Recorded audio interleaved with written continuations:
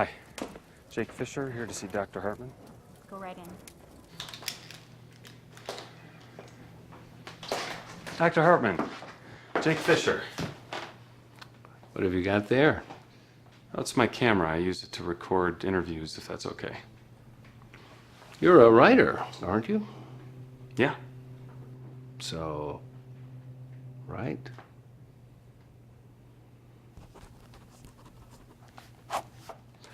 So maybe you could start by telling me what inspired your book, The Creator's Dilemma.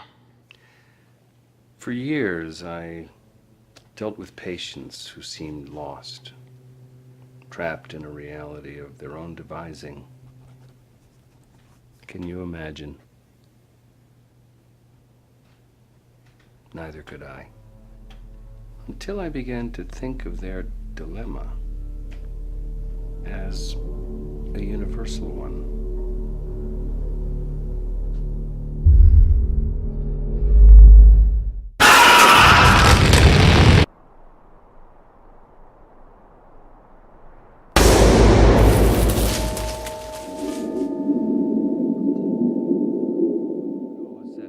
It's really just about people.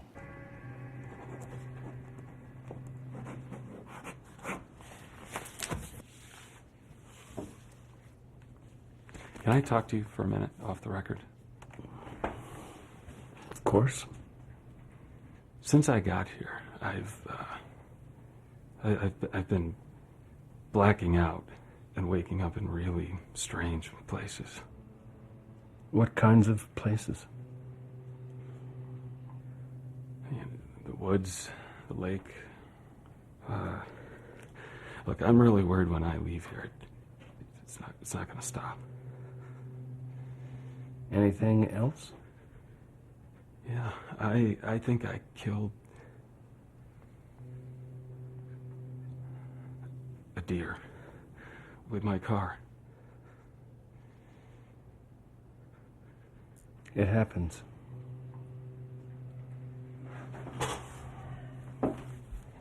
May I?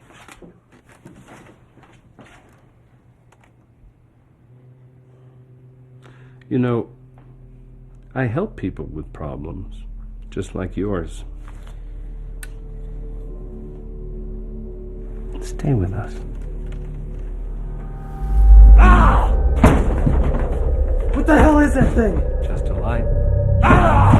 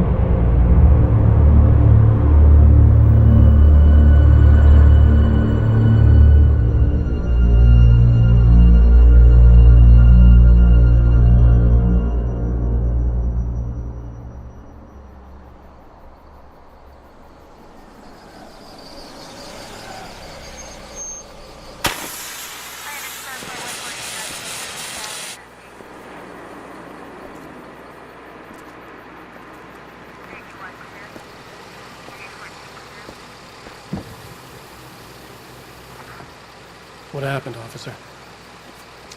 Some guy missed the turn here. Probably a deer or something. Just be careful through this next stretch of road. Okay, thanks. Maud had checked all of Stucky's rental cabins. There had been no sign of the Wakes. It was dark when he'd found their car parked at the end of the road by Cauldron Lake. It made no sense. They must have taken a wrong turn, but there was no sign of them, and the car had been there for hours already. Frustrated, Mott stood on the rotten ruin of the footbridge that had once led to Diver's Isle before it sank beneath the waves years ago. The boss wouldn't be happy. Hartman had never felt as anxious as during the week after Maud had managed to lose the Wakes. Their car stood by the path that had once led to Diver's Isle. Hartman thought about Thomas Zane's cabin in the depths. It was only a matter of time before Wake started writing. They had to be found, and fast. The moment he heard on the police radio that Sheriff Breaker had picked up Wake, he was already in his car driving toward town. Excuse me, I need to take this. Hello? Alice, please help me. Alice? Stop talking to the law. You'll do exactly what I say if you ever want to see your wife again. Are you feeling any better, Mr. Wake? I'd like to leave. Am I free to go? Well, we still need to talk about... Am I under arrest? No, of course not. But I need to know where you'll be staying so I can get in touch with you. I'd avoid the motel. The Majestic is known for its roaches. The cabins at Elderwood are pretty nice, though. That sounds perfect. I'm Dr. Emil Hartman. I'd like to invite you to stay at Cauldron Lake Lodge. Did you talk to my wife? I had the pleasure of discussing your situation with her on several occasions. Did you set something up with her? I invited her here. My clinic is a place where... Oh! Hey!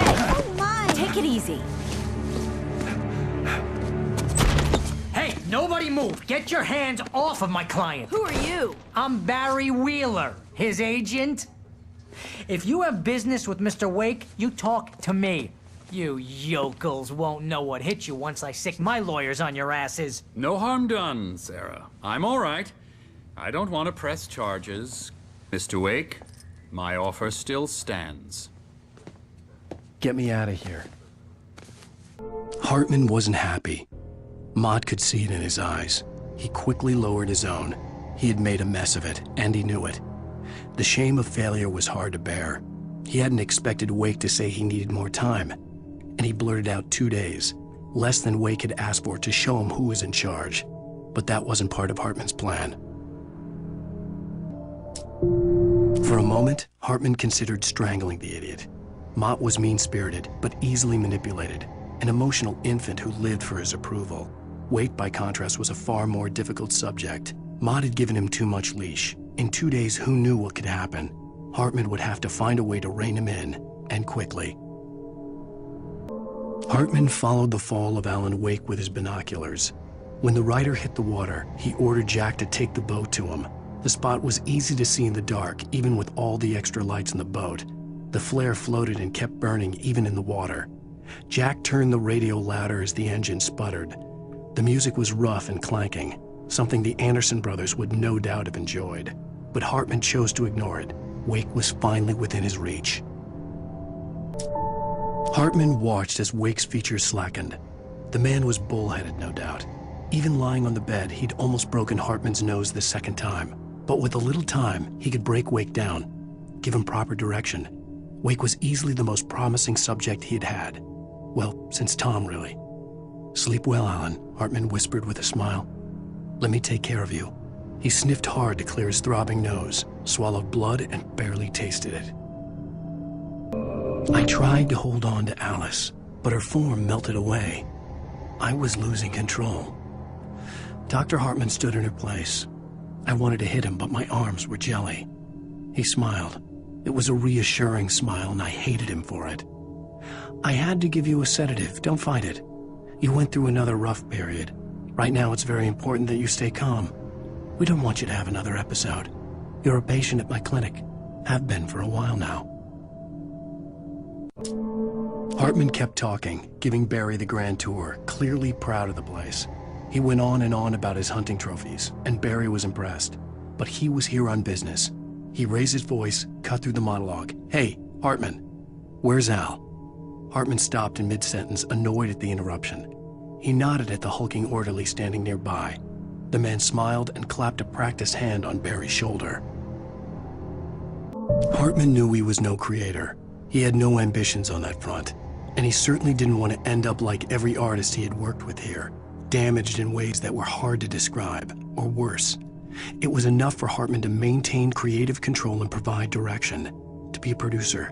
That was what most of these people were in need of anyway. Of course, suitable subjects were few and far in between. Hartman hurried down the corridor. He had disliked leaving Wake when he was surely at his most susceptible to therapy. But this was not an ordinary storm.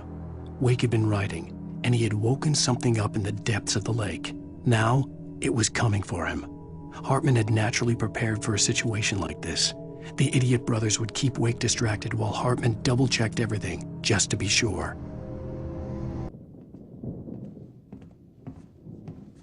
These were all the pages I had on me. And more.